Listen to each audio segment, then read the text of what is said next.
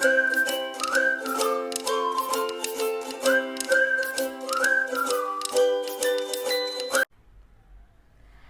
देखते हैं question 1 literary criticism से पूछा गया है। Anagnorisis according to Aristotle stands for. अब हम सब जानते हैं कि एरिस्टोटल के अकॉर्डिंग ट्रेजेडी काफ़ी ज़्यादा सुपीरियर है टू एपिक पोइट्री। तब इन्होंने ये सारे कॉन्सेप्ट्स दिए थे हमें समझाने के लिए। आइए देखते हैं options. Option 1 reversal of Fortune. अब रिवर्सल ऑफ फॉर्चून ये गलत ऑप्शन है। क्यों गलत है?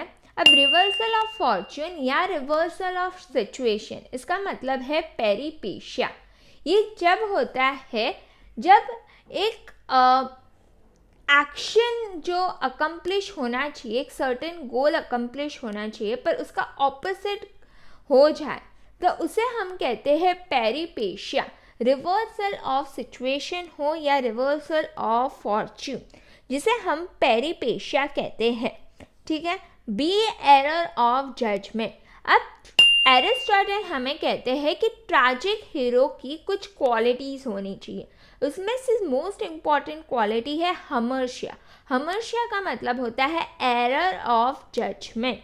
ठीक है, सो ये भी गलत है। सी एस्टॉनिशमेंट।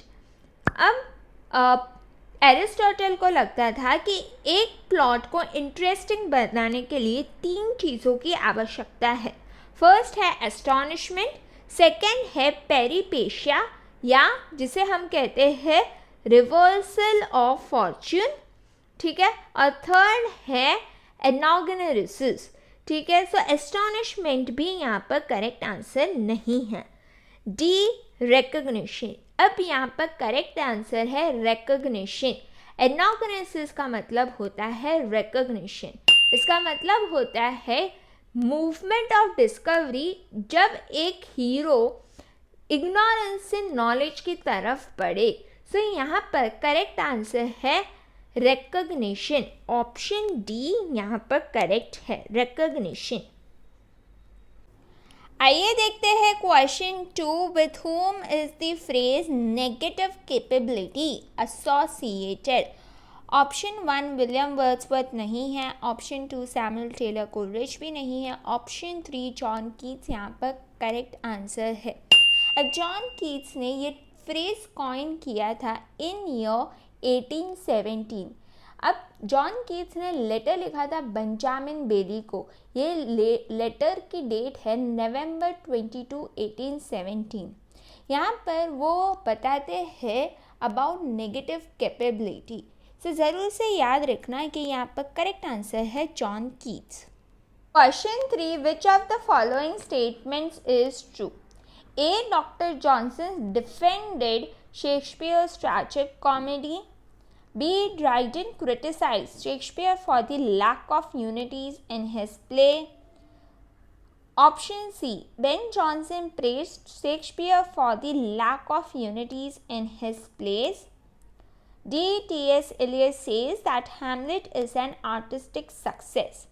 अब ऑप्शन ए देखें, doctor Johnson defend Shakespeare's tragic comedy एकदम करेक्ट है। ठीक है, फिर B Dryden criticise Shakespeare for the lack of unities in his play, ये स्टेटमेंट गलत है। C Ben Jonson praised Shakespeare for the lack of unities in his play, ये statement भी गलत है।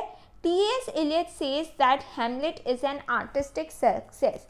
टी.एस. एलियट क्या कहते हैं कि Hamlet is an artistic failure and not success. तो ये भी गलत है। सो यहाँ पर करेक्ट आंसर आएगा option A, doctor Johnson defended Shakespeare tragic comedy. Option A यहाँ पर करेक्ट है। आइए देखते हैं question 4। Eliot remarks on the pastness of the past and its presence are associated with. अब टी.एस. एलियट ने बहुत ही इंपॉर्टेंट ऐसे लिखी है, ट्रेडिशन एंड इंडिविजुअल टैलेंट।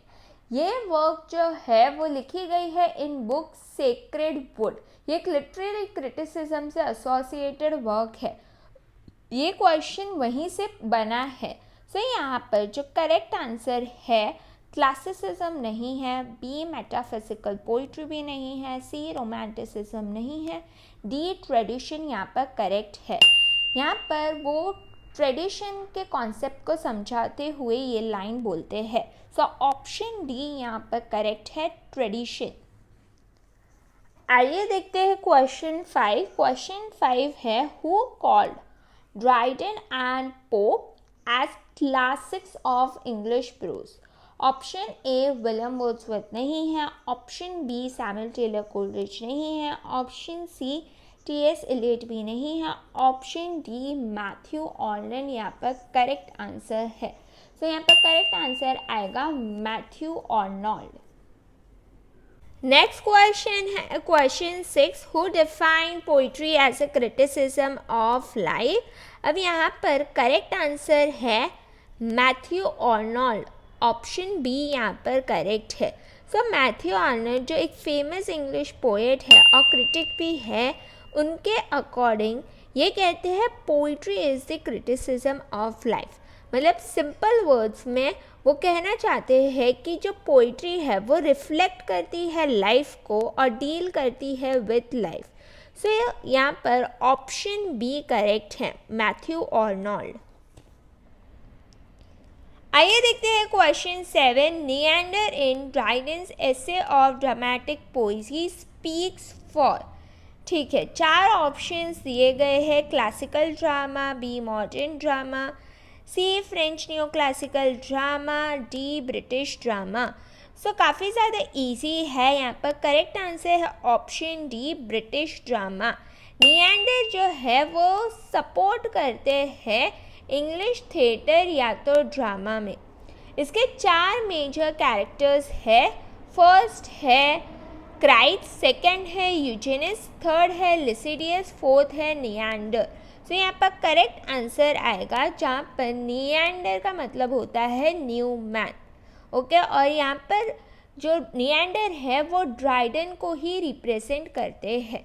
सो यहाँ पर करेक्ट आंसर आएगा ऑप्शन डी ब्रिटिश ड्रामा। आइए देखते हैं question 8, Longinus is a dash critic, classical, B romantic, C romantic and classical, D new classical. अब यहाँ पर करेक्ट आंसर है option C romantic and classical. James Scott नाम के एक इंसान ने कहा है कि Longinus is the first romantic critic, और ये इंसान का नाम है जेम्स स्कॉट। सो आप समझ सकते हैं कि रोमांटिक तो यहाँ पर करेक्ट है, क्लासिकल क्योंकि ये क्लासिकल एज से बिलोंग करते थे इसलिए ये हो गए क्लासिकल।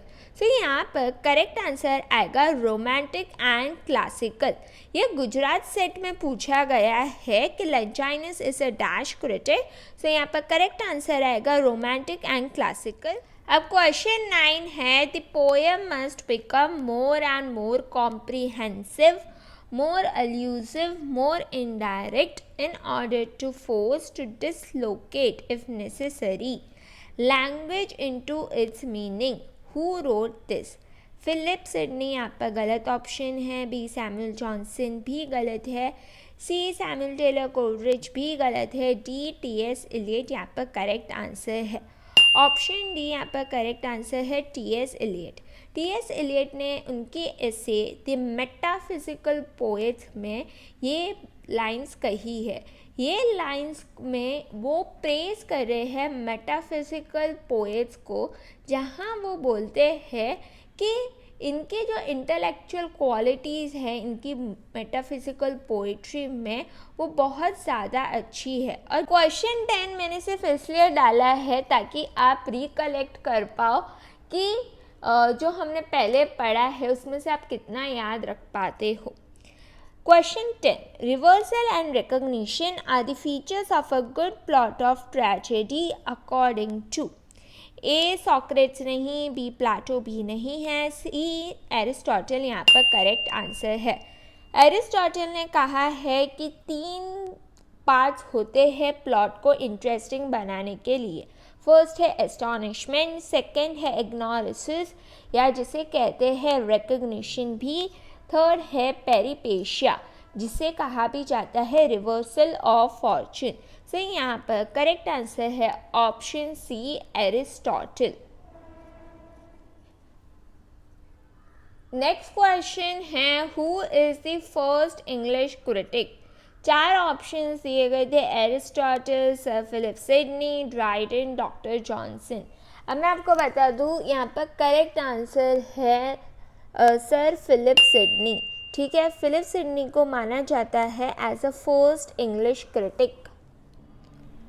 आइए देखते हैं question 12। Wordsworth explains A poetic process, B philosophical poetry, C function of literary criticism, D difference between philosophy and science.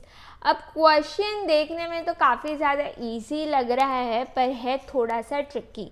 ठीक है, खाली 2 वर्ड से एक क्वेश्चन बन गया है, वर्ड्सवर्थ एक्सप्लेन्स। सो यहाँ पर आपको जानने की ज़रूरत है कि वर्ड्सवर्थ ने पोएटिक प्रोसेस समझाया है, और विलियम वर्ड्सवर्थ के अकॉर्डिंग 4 स्टेजेस होते हैं एक पोएटिक प्रोसेस में।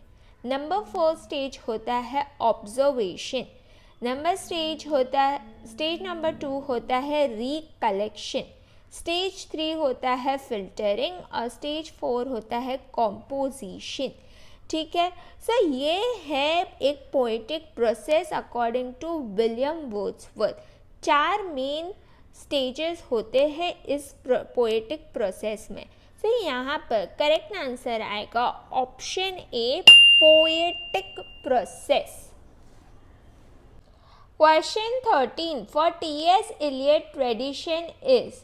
ठीक है, हम सब जानते हैं कि टी.एस. इलियट ने एक ऐसे लिखा है, tradition and the individual talent. उसके अंदर से ये क्वेश्चन बना है, A continuation of the ways of immediate generation, B a historical sense, C a presentation of the techniques of the past, D the concentration of past and the present.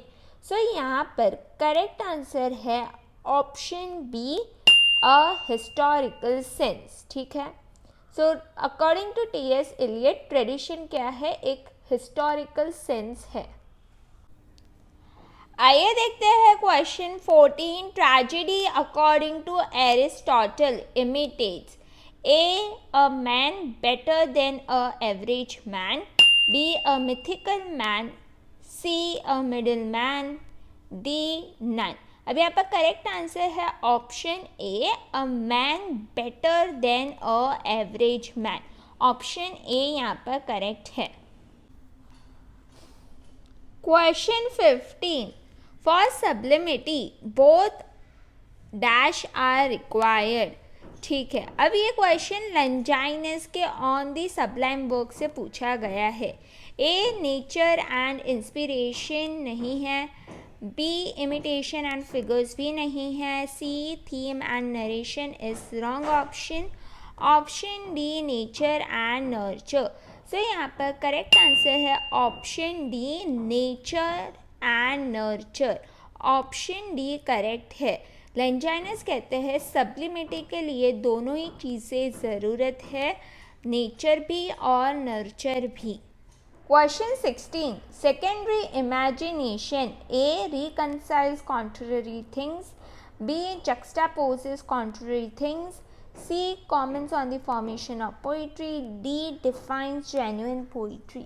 थोड़ा सा again tricking question है, पूछता है about secondary imagination, मतलब poetic imagination की बात कर रहे हैं। तो यहाँ पर करेक्ट आंसर है option A, reconciles contrary things. यहाँ पर ऑप्शन ए करेक्ट है।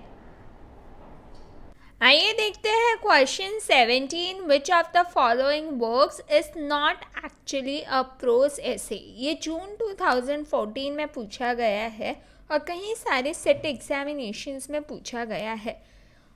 Option A, essay on dramatic poesy, ये जॉन ड्राइडन के द्वारा लिखी गई है और ये एक प्रोज एसे है। Then we have essay on man, अब ये लिखी गई है इन हीरोइक वर्ड्स, पर यहाँ पर कोई प्रोज ऐसे नहीं है। ठीक है, C an essay concerning human understanding, ये लिखा गया है बाय जॉन लॉक। ये भी एक प्रोज ऐसे है। देन है option D, an essay toward a new theory of vision. ये लिखी गई है बाय जॉर्ज बार्कले। ये भी एक प्रोज ऐसे है। सो जैसे कि हमने देखा ऑप्शन बी ऐसे ऑन मैन एक प्रोज ऐसे नहीं है, ठीक है। ये लिखी गई है इन हेरोइक वर्स, पर ये कोई प्रोज ऐसे नहीं है। Essay on man is written by Alexander Pope. Option B is correct. आइए देखते हैं question 18। According to Coleridge, what is that dissolves, diffuses, dissipates in order to recreate and to unify. ठीक है, अब कोलरिज ने लिखी थी बायोग्राफिया लिटरेरिया, उसमें वो समझाते हैं हमें fancy, secondary imagination, primary imagination. ठीक है, सो यहाँ पर ए फैंसी गलत है, बी सेकेंडरी इमेजिनेशन यहाँ पर करेक्ट है। सो यहाँ पर करेक्ट आंसर आएगा option B, secondary imagination. It dissolves, diffuses, dissipates in order to recreate and to unify. आइए देखते हैं question 19। Sweetness and light is how dash defines culture. A Matthew Arnold, B T S Eliot, C Christopher Caudwell, D I A Richards. अब यहाँ पर correct answer है option A, Matthew Arnold. Matthew Arnold ने उनकी जो book है culture and anarchy, an essay in political and social criticism, इस book के अंदर जो फर्स्ट सेक्शन है उसका टाइटल है स्वीटनेस एंड लाइट। सो ज़रूर से याद रखना ये book culture and anarchy colon N essay in political and social criticism, ये बुक पब्लिश हुई है इन ईयर 1869। इस वर्क का जो फर्स्ट सेक्शन है उसका टाइटल है स्वीटनेस एंड लाइट। सो इस तरीके से मैथ्यू आर्नोल्ड डिफाइन करते हैं कल्चर को। आइए देखते हैं question 20। Who wrote Learn hence for the ancient rules a just esteem, to copy nature is to copy them। सो यहाँ पर 4 ऑप्शंस दिए गए हैं। जॉन ड्राइडन नहीं है, बी अलेक्जेंडर पोप यहाँ पर करेक्ट आंसर है। ये लाइंस कही गई है अलेक्जेंडर के पोप की एक वर्क जो है एन एसे ऑन क्रिटिसिज्म, उसके अंदर ये लाइन कही गई है। सो यहाँ पर करेक्ट आंसर आएगा ऑप्शन बी, अलेक्जेंडर पोप। आज के लिए लास्ट क्वेश्चन है question 21। Rhetoric is a powerful instrument of error and deceit. Who said this? Option A Thomas Hobbes, option B John Locke, option C Edmund Burke, option D Adam Smith. यहाँ पर correct answer है option B, John Locke. इसी के साथ and करते हैं आज का ये सेशन। उम्मीद है कि आपको ये सेशन पसंद आया होगा। सेशन पसंद आया है तो लाइक, शेयर और सब्सक्राइब कर दीजिएगा। Thanks for watching.